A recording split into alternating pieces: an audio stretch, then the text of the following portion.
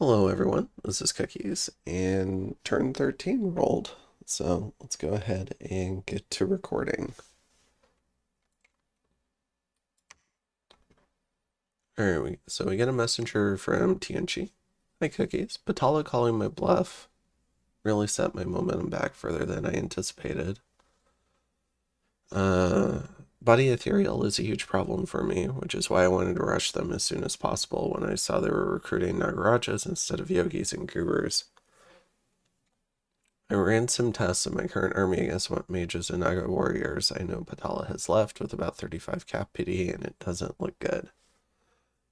I'm going to have to stall several turns for my crossbow regiment to have time to march forward because I'm going to need a lot of ranged damage and quickly. Also, the 34 Barbarian PD was a nice play by Patala. I'm going to have to start pinging the rest of his provinces to see what the PD is before raiding them. I would just keep rating them. I would just note that he put 34 PD there. I don't think you want to slow down. I think you want to starve him. Alright. But you do need to recruit more stuff. So then TNG has a new con prophet. Should be good. Alright, we got a lot of player action. A little bit of expansion still here, but not too much.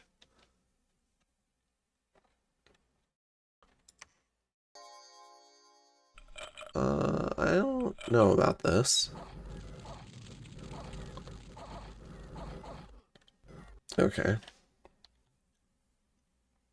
I know Bakemono are worse in Dom 6 than Dom 5, but I don't know if they're that much worse. So yeah, we lose 15 heavy infantry fighting in the dark, and 1 goblin. We got a small batch of halberdiers going up against the Marinese PD. I really hate how close stay behind troops has the commander, but it's my personal opinion. And Gold Crags.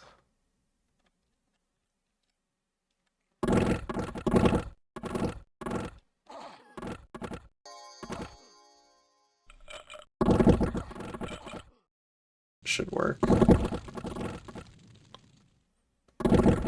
Taking advantage of Kaoni and Bakemono poor morale. Shoot them with a lot of crossbows. There we go. Much better. Then in Sarmiak. So man expanding underground while simultaneously fighting a war.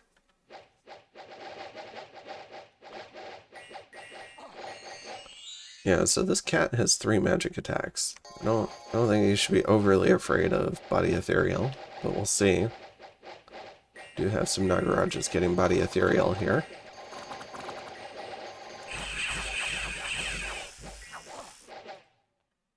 Gotta remember that the Howling Bull has, or Howling Bow has a fear effect and is also a magic weapon. So could have had them fire all of their shots first and then go in.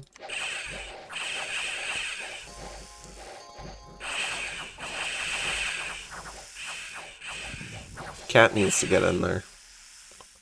This is a mistake.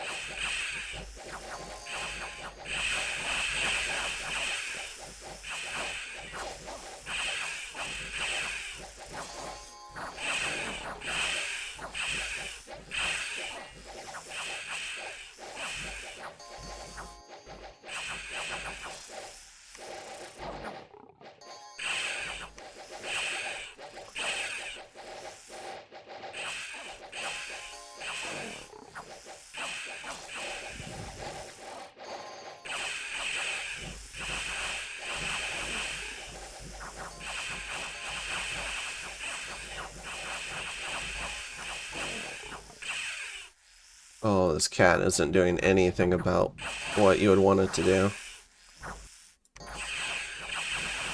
Oh, it's just gonna kill leadership, though. Alright, so if it kills the Yogi and the Ghana, we should get a victory.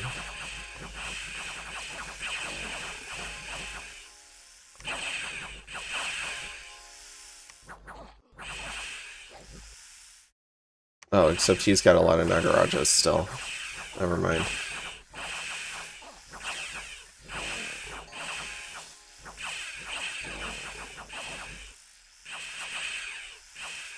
And then he HP routes.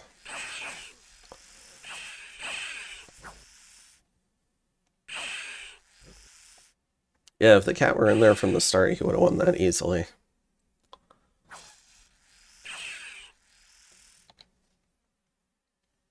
And then the ones to fire their arrows ideally would have been the ancestral vessels.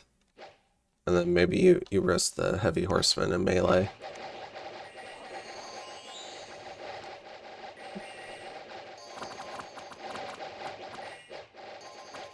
Yeah, all these guys have a lance. I like the idea of just using the lance charge.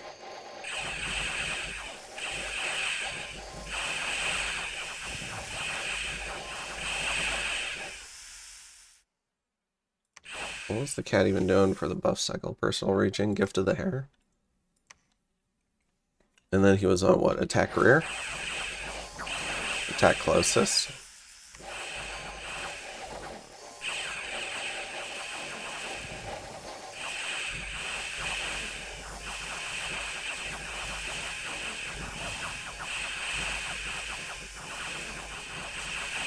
Yeah. All of this you did not want for the cat. That's unfortunate.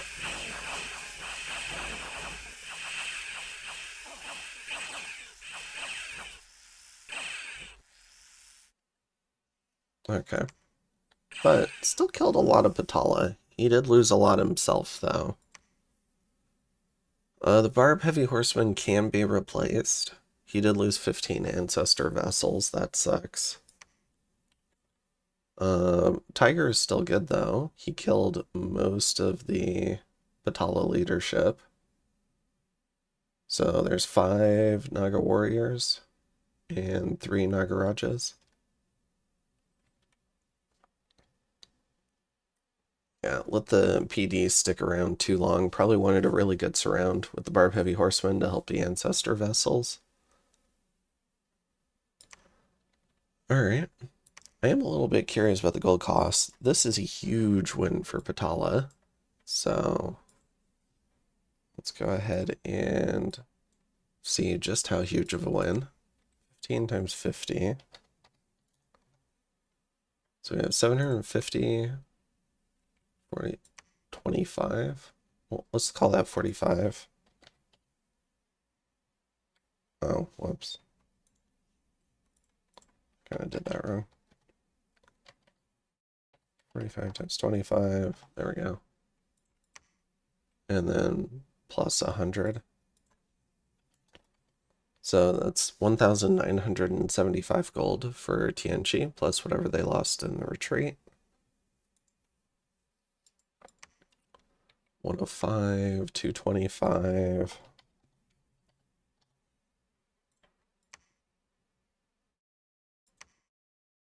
$245. 80. 27 times 9. And Patala lost 898 gold, so that was about 2 to 1. And the White Tiger did a lot of the killing due to its magic attacks. So, unfortunate that the Tiger ran all the way to the back and then all the way back to the front. That kind of threw the battle. Would have been in much better shape if it was just fighting with the Barb Heavy Cavalry, given the number of commanders Patala brought. Alright. Then we've got Kalem attacking Tianchi. Uh-oh. So Patala's found a friend. And so Tianchi is about to get elfed a bit.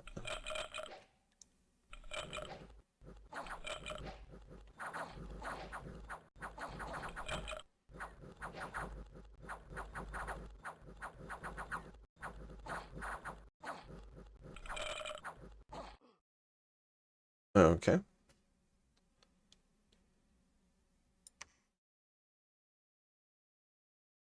Oh, but Calem's also attacking Pyrene.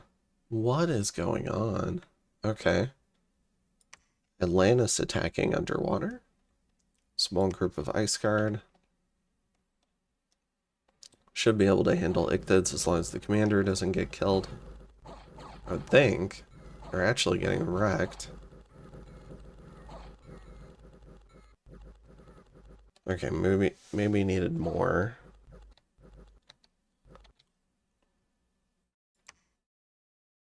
Ice Guard.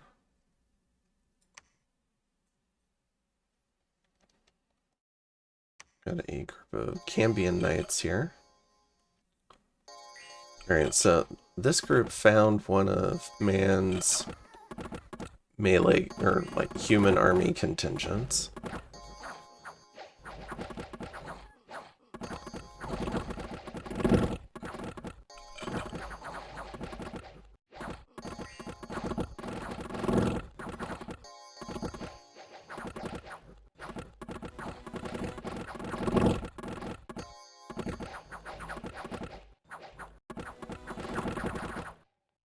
These are wardens. They have chakras, natural protection, and mountain survival.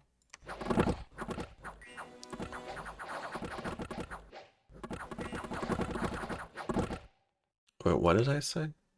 Yeah, natural protection. Okay. I just woke up a few minutes ago. Saw the turn rolled, so...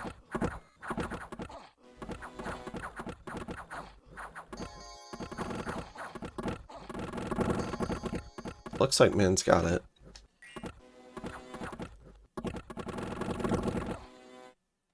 I mean, did some damage, though. Let's see. Loses 5 Cambion Knights. That's not enough damage. Well, does kill 8 Sacreds.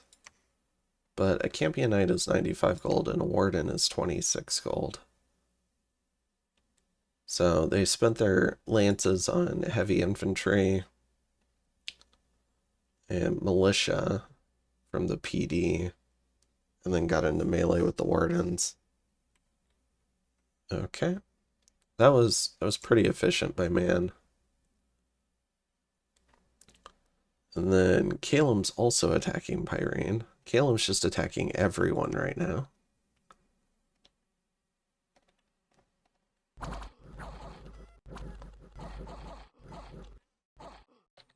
Okay. And then we've got Atlantis attacking the Barren Crags. So Calem may not have had hot expansion, but they're going to go ahead and expand into players. They don't care who. Which I think is pretty funny.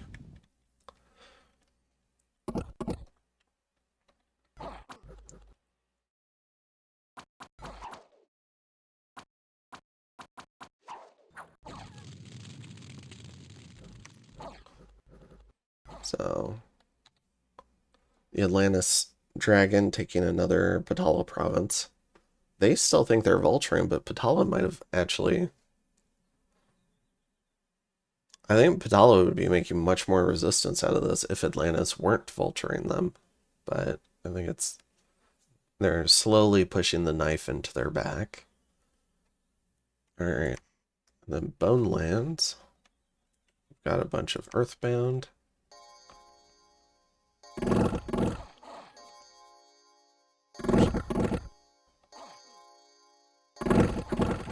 They actually made contact. Alright. Loses 3 Earthbound, but does take care of the barbs. And then Atlantis.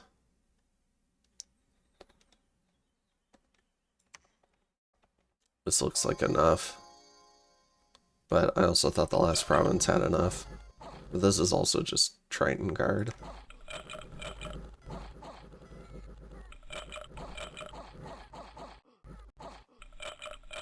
Alright.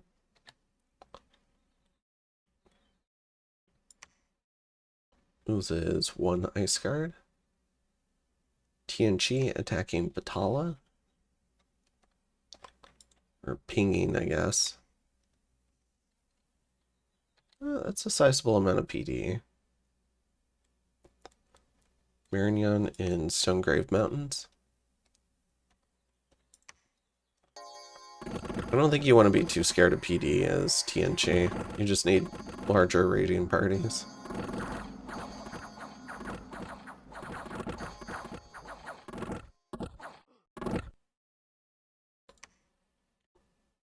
Alright, and then Copperwoods. Alright. So the Virtue is here. He's got Royal Guard and crossbows. We have the Hero, the reassembled prince from Sitiz. The High Priest of Sitiz. This looks like part of a PD dump. We do have a few Tomb Chariots.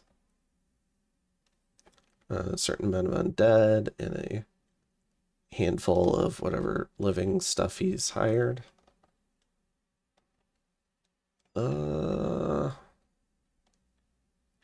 Maybe the Tomb Chariots can kill enough of the infantry to HP route the Virtue, but we'll see.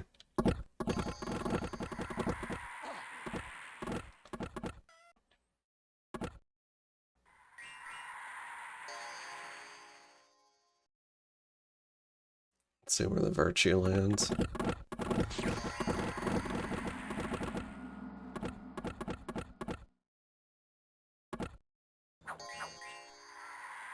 Okay, so it's still going through its buff cycle. Mist Form, Air Shield, Charge Body, Battle Fury.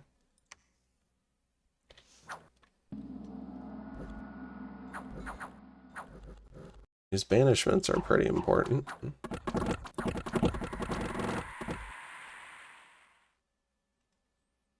Did banishing the rider change the plume on the chariot? Okay, that's interesting.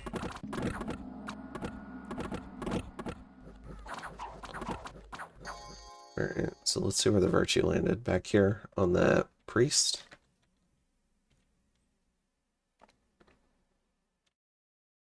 Yeah, so this guy's dead. Guy hit in the head with a flambeau. Alright.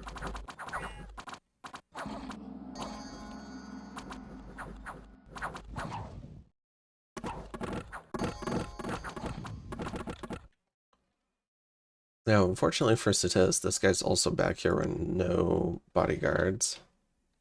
But all the leadership is back there.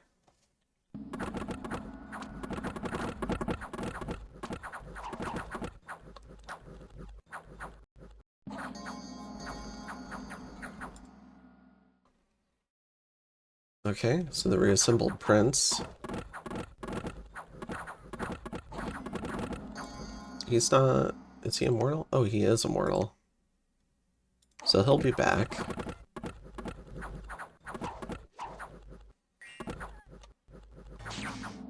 The chariots came back for him. That's so funny. I guess they were on hold and attack rear, and so they locked onto the Virtue. And then they came back. The Virtue doesn't care, though. He immediately went over to another commander. Meanwhile, the Sitiz army is actually winning the melee fight.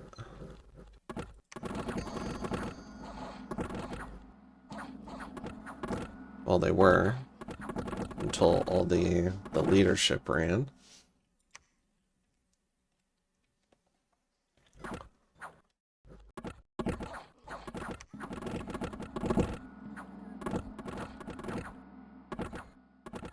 Alright, so now that we've seen the Virtue running around in the back line. Alright, let's go ahead and rewatch that. Is that here? Yeah. So loses most of this party and the Royal Alchemist, but kills most of the Sitiz force. And sends this guy home to reassemble himself again. But let's go ahead and just take a zoom in. Now that we know what the Virtue is up to, we can look at this fight a little bit more.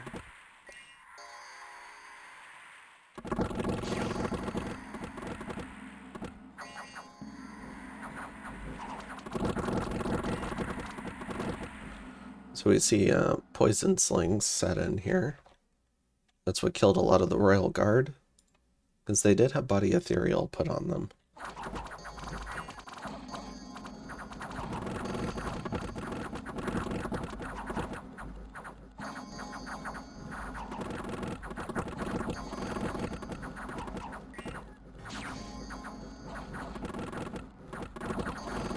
There goes the alchemist.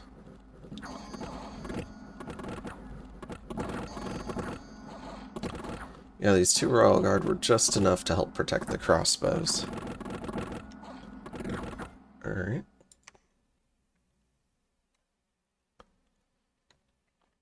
A little bit of a bloodbath. Let's go ahead and see Solkar.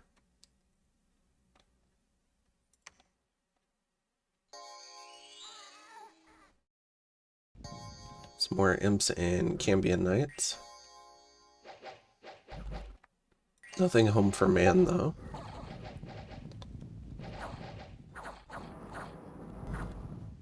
Oh, never mind. We got the boar here. Regen, Earth Power, Iron Skin, Flying Shield, Mist Form.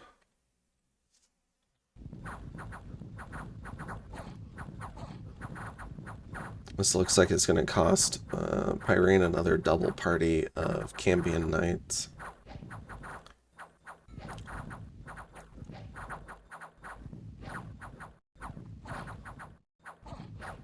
If they can break the Mist Form, maybe, but I don't think, doesn't seem like they're going to. And part of that is he's got 29 protection with this Mist Form, and the Cambion Knights just don't hit hard enough unless they get an extreme DRN roll.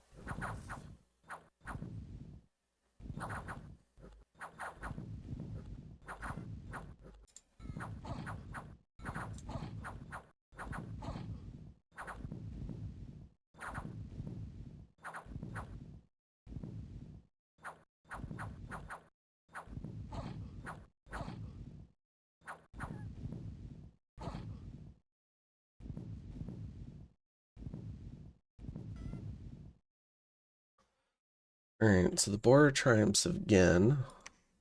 Cost Pyrene 11 Cambion Knights and a scout. Oh, I wonder if this is... Maybe they probably just recruited the scout. I don't remember them having any forts going up. And then Independence attacking Zoglia. Got some doggos. Not very many doggos.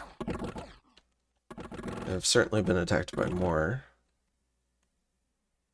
Alright, so let's go ahead and take a look at our player wars. So Calum expands up here and expands down here. They're like, I'm going to take a 50-50 border with TNG here. I'm going to go ahead and expand into Pyrene. Okay, that's certainly aggressive. It's the kind of no fucks given I would find hard to play with, but I think it can certainly work. Let's see. And they also got this cave entrance. So now on turn 13, 5, 10, 13, 14, 15, Calum's got decent expansion now. It was very late, but he's got it now. And he's got 3 forts. So Calum could have some real potential now. And I find that really interesting. All right. Maybe they had some sort of deal with TNG where TNG was like, look, I'm going to take it for now and you can have it when you're ready. They certainly could have had that sort of deal. Oh, they've got Death 3. Gross. Okay. And then they might just be attacking Pyrene, but they don't really have a lot in the area, but Calum can certainly fly into the area. This crew probably going to run down here and try to kill these cavemen, I'm guessing. So we'll see about that. Alright. We'll cover the people not in a war first, and then we've got Agartha. I think they're just waiting for more forts to come online. They've got 1, 2, 3, 4 now. They've got a 5th coming up.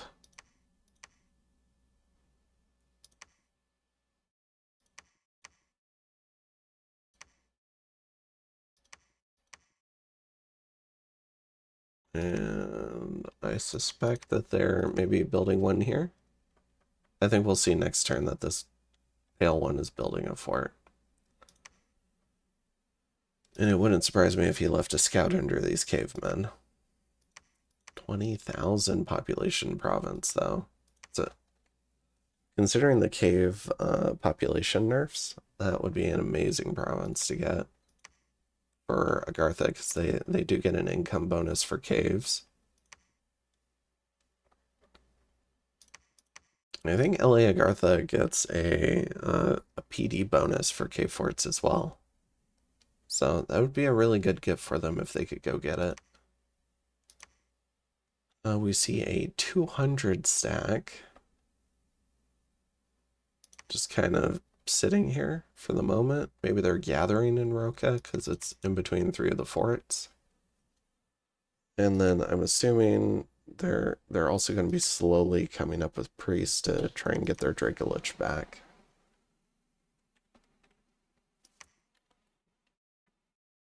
Yeah, Calum's moving to take some land. You know what this might be? This might be a throne force. They might be looking at this throne and thinking about that. And the Throne of Fortune on their Misfortune 2 would be really nice. Calum might also look at that and think it's really nice if they see Agartha get it, but we'll see. Alright, and then we've got Atlantis. Atlantis finally got a big enough party down here, and I think they'll move to take these Triton Guard next. I think they're going to lose a lot of their Ice Guard doing it, since these guys have the coral armor and hitting them poisons you. And we saw what that did the last time the Ice Guard tried to fight that. But it'll be worth it because they'll finally have all their lakes. There is a little bit of cave expansion that they probably could and should be doing. Plenty of independence for them to take. They don't have to rush into a new combat yet. And taking this province opens up this lake, which they can certainly try to take as well. They did try to take it, but they didn't get it. So I think they'll want to get some more Ice Guard over there to try and get into this lake. So, alright. And then I think they're maybe looking at this throne with the... But yeah, they do need more troops.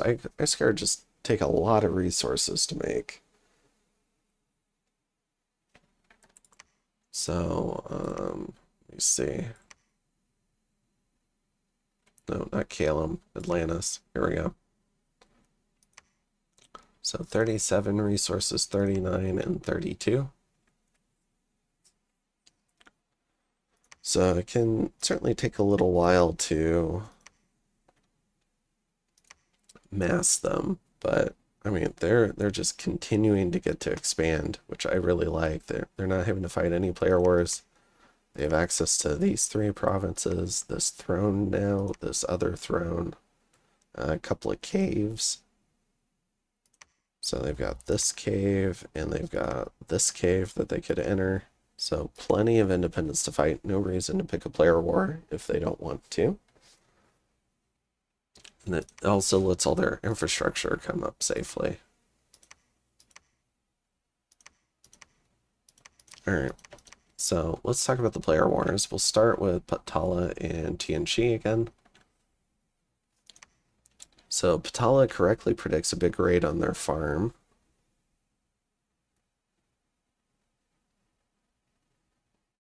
I mean, the cat did well. I think the cat probably just needed to be here sooner. I think that cave excursion really cost Tianchi a lot of tempo. Alright, but, you know, Tianchi's got a lot of foreign recruit. They can rebuild this. The Ancestor Vessel losses hurt. They still haven't taken these villains. I mean, villains are not that good. Like, you could send stuff here to go take the villains and then reroute them. Especially if you're just going to let stuff mass in the capital. No reason not to retake that. And then...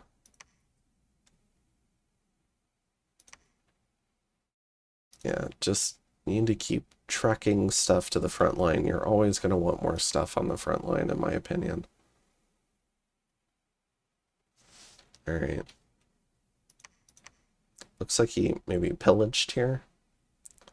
But I'm not sure if he got any gold from this because it wasn't tracking. But maybe he did. I'm not sure how that works. I very rarely pillage land that I want to take. But he might be assuming that Atlantis is getting that now. But then that's just going to piss off your future partner. Or I guess your current partner. So if Atlantis takes this, they're going to be annoyed because now they have to patrol all this.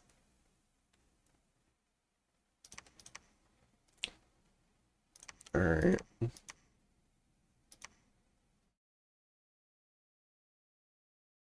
Well, you want to be careful about Hypnotize. But I think you could certainly launch another attack here. Maybe you wait for these Ichthids, and I think these cavalry need to show up now. I think it's too late to go after the villains. So if these calves show up in Remesia, and the Ichthids, and the crossbows, and if this fort gets put under siege, it gets put under siege. That was another thing that cost some tempo, was upgrading this fort. Then you should have an army here. You need to get the cat involved sooner. You can back deploy the troops a little bit more, and they can filter in around the cat. But you need to go ahead and attack Sirmiak again. Go ahead and overwhelm that PD dump.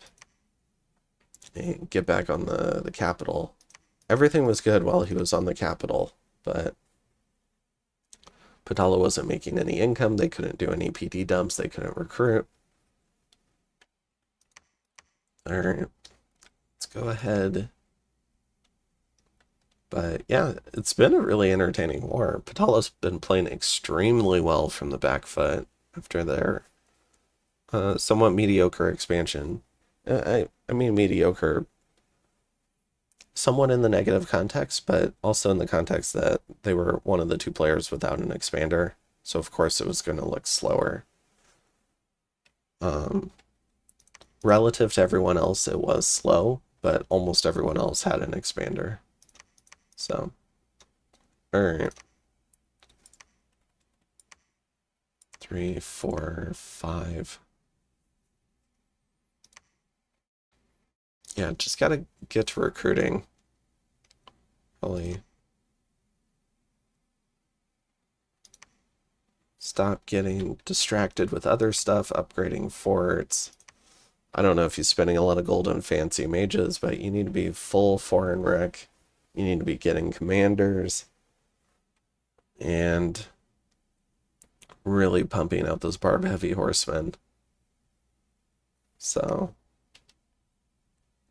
53 was definitely a pretty good number. It's unfortunate that most of them died, but I really don't like the fire 10 arrows thing. I think you want to get in there with the lances and falchions. Just overwhelm that PD so that the cat only focuses on things that you need help with, which are the Nagarajas. And unfortunately, it left the ancestor vessels out on an island, but I'm sure he knows that. Okay. I mean, hopefully some scripting improvements. Horse archers are notoriously difficult to script because they'll just not listen to the orders you give them all the time.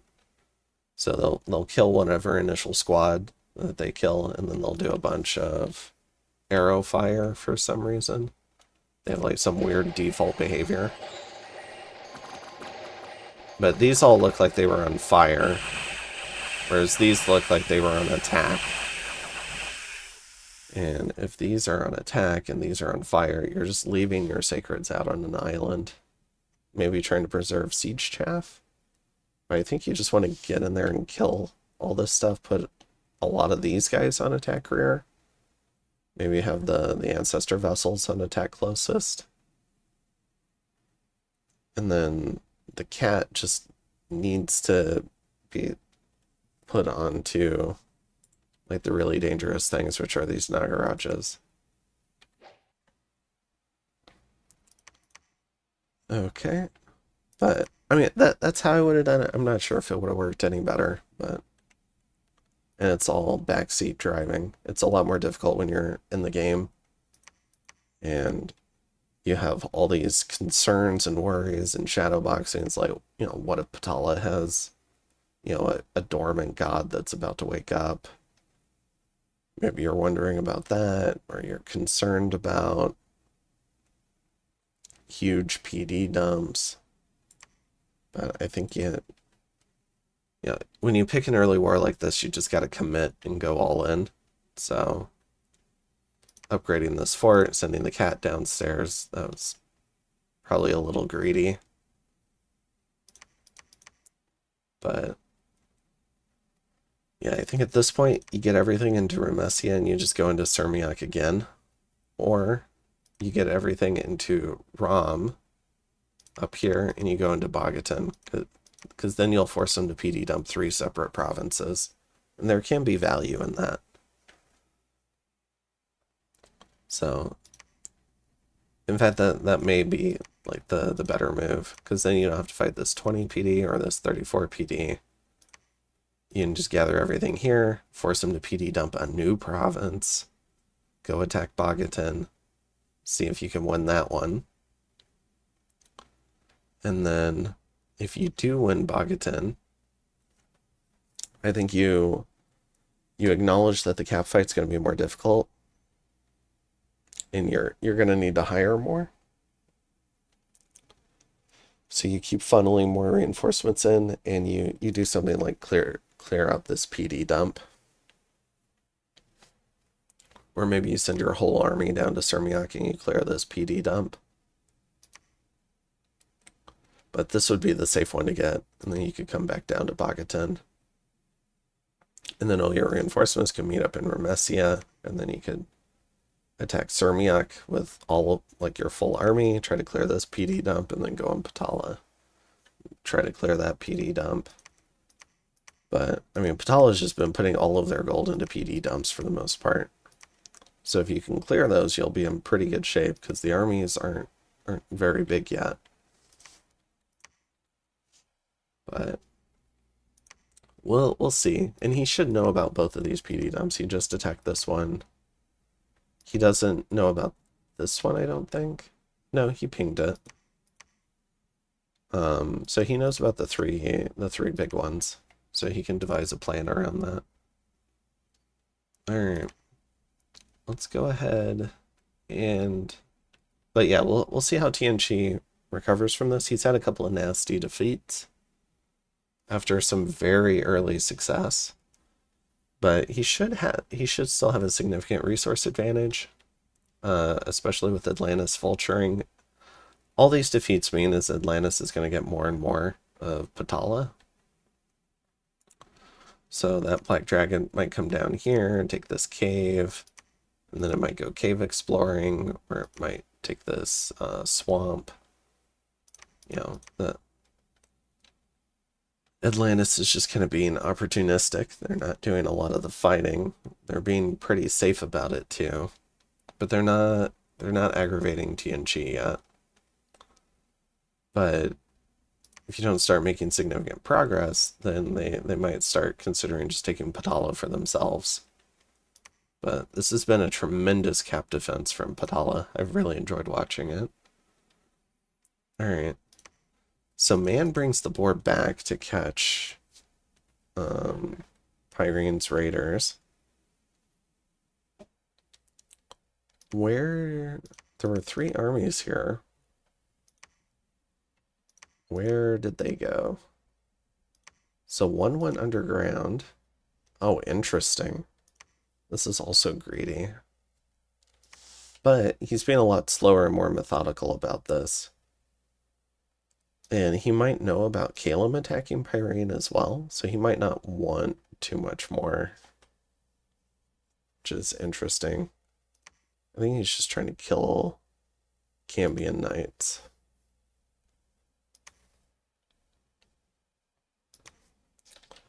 So that patrols out a Calum Scout.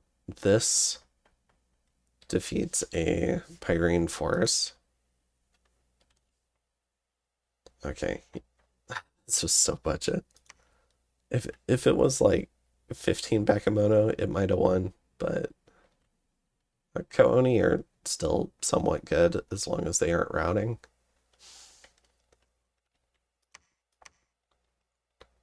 But he might have to commit this whole little group, and he might be willing to now that he's defeated this.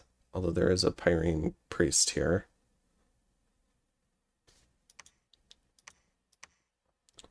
Does look like there's some more recruitment on the way. Although he's making Chamblers to take this, so this is a very slow burn war. He's not trying to be hyper aggressive about it. He's trying to push this forward and finish expansion while doing it. Although he still needs to retake this forest, which is probably affecting how much he can recruit. He's got these Chamblers to take this lake. I'm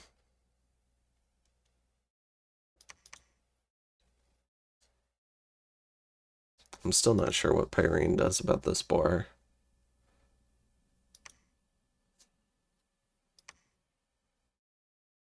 This is a lot of stuff.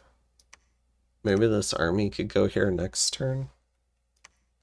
And the boar could come here, but he's also trying to maintain a full front line.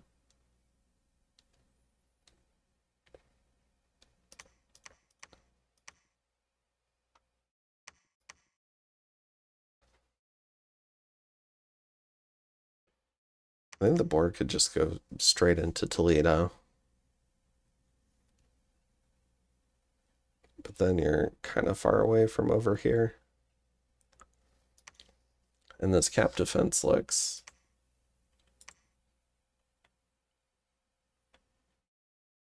pretty heavy for the human troops to try and deal with. It's 21 Cambion Knights.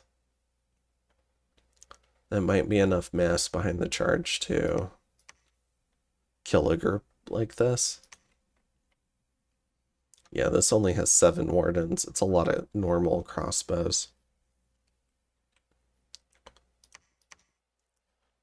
Man's got the advantage. They don't in this situation, they don't necessarily have to go quick. They're being very slow and deliberate about this war.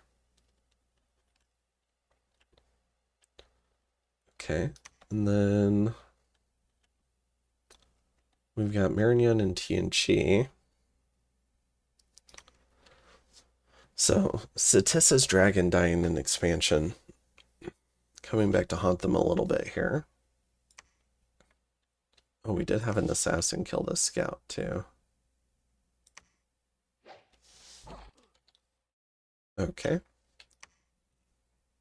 So, yeah, because the Virtue's been able to win a fight for Marignan, but the dragon hasn't been able to show up and win a fight for Satis. That's been a pretty significant advantage. And I think these were both forts that Satis was building. Yeah, so now he's only got these 3 forts. So he's lost 3 fort constructions. Ooh.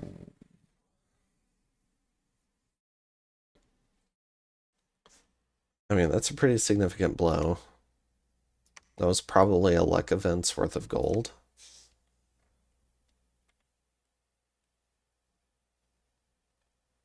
Although, having your temple vandalized.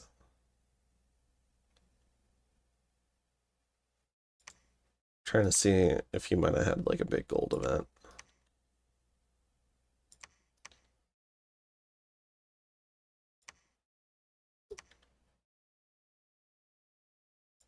Charismatic preacher.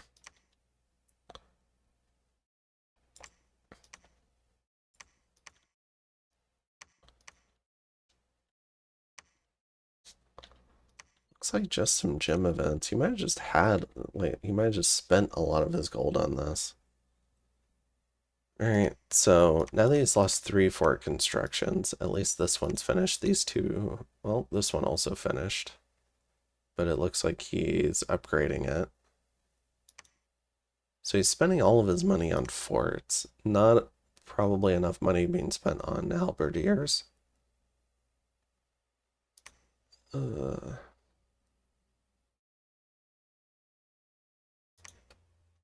not really seeing mages in these forts either. I think it's priests to bring back his dragons. But I don't see a temple here, and I don't see a temple here.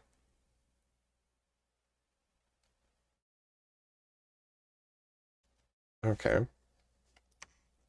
A lot of pressure being applied by Marignon, but it's definitely taking a little bit of a toll. Royal Guards are not cheap troops, that is for sure. But we do have more stuff. Let's say this Palisades is also getting upgraded. But yeah, Marignon's gonna have to send all these troops to the front lines probably.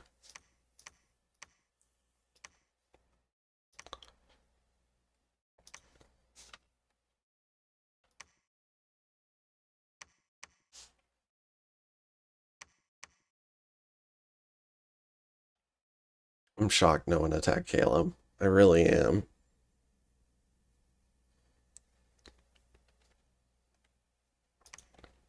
But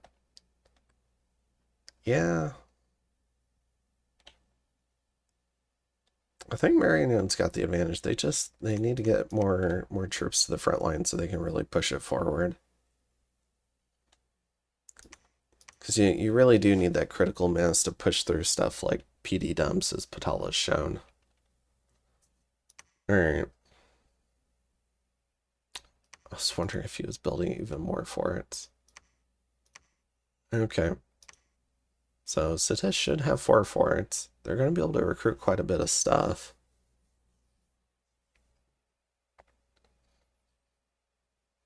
But Marignon inching much closer to their capital. Both sides have access to assassins, so it could be certainly very tricky to actually push forward.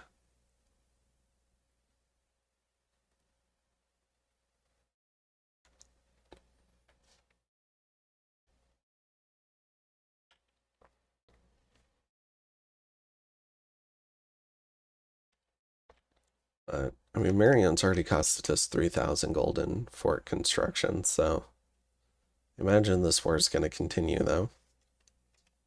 Yeah, I think Marignon just needs to bring more troops up. Not really seeing efforts by Sitis to get their pretender back. I'm not seeing the temples that would be required. And I'm not seeing mage recruitment from Sitis either.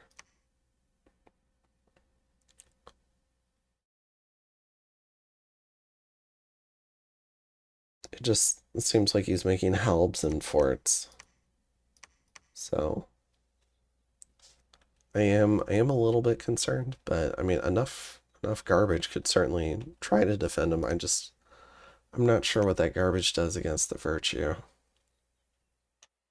Because the virtue, does the flambeau get bonus damage? Like this thing's built in one. Yeah, so it does 3 times versus undead and demons. It's gonna take a lot of effort to kill the virtue.